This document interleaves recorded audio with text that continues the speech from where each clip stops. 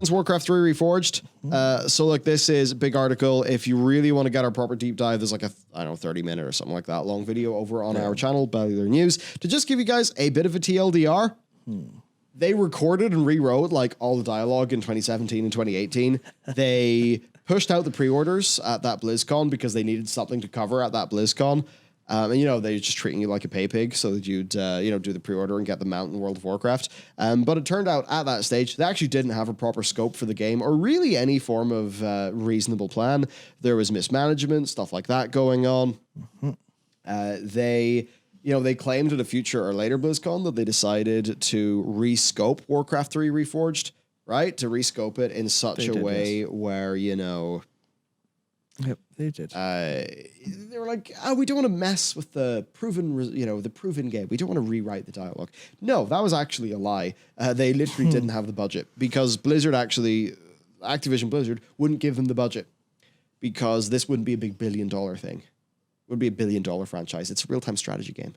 So because of that, they just gave them no resources. Not no resources, but, you know, not the resources you'd need. And, you know, you've called up some key quotes here. But the project was never a priority for the company, in part because it was a remaster of an old strategy game that had little chance of becoming the $1 billion product Activision wanted. Wes Fenlon, an editor for PC Gamer, 5 years ago, I think Blizzard was one of the few big companies that could still cast itself as being your friend. But I think that innocent trust is gone now. That was the beginning of 2020, by the way. Considering they basically lied and cheated their way to your money with Warcraft 3 Reforged, which like this article basically proves. Yeah. Documentation produced after its release, as well as interviews with 11 people who worked on or close to the game, indicate Reforged was actually rescoped due to budget cuts and internal arguments over its direction. Blizzard spokesman said, in hindsight, we should have taken more time to get it right, even if it meant returning pre-orders. See, that's the thing. In hindsight, haha. Hindsight, yeah, fuck you. You're not stupid. You're stupid. Fuck off, stupid spokesman.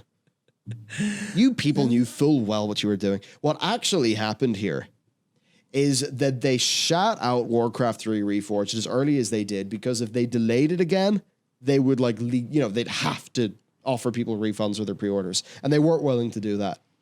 So it just shows that one thing was a lot more important than you and also any form of reverence to the Warcraft IP.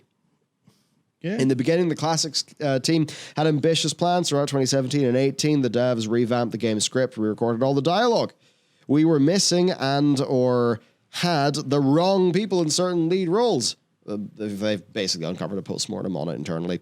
The postmortem said, the team structure didn't set the project up for success. We have developers who have dealt with exhaustion, anxiety, depression, and more for a year now, the developers later said in a postmortem. Blizzard chose to plow ahead with a premature release of Warcraft 3 Reforged, largely because it already took pre-orders from players, according to people familiar with the decision. For Warcraft 3 Reforged, however, there were no champagne toasts, just wincing anticipation of how angry people would be when they saw how many features were missing from the game.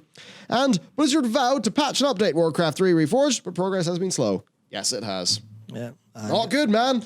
Yeah, and this is just a little thing I wrote just because I kind of wanted to get a little key takeaway from it, and that is Activision Blizzard don't care about you, your games, or their own developers.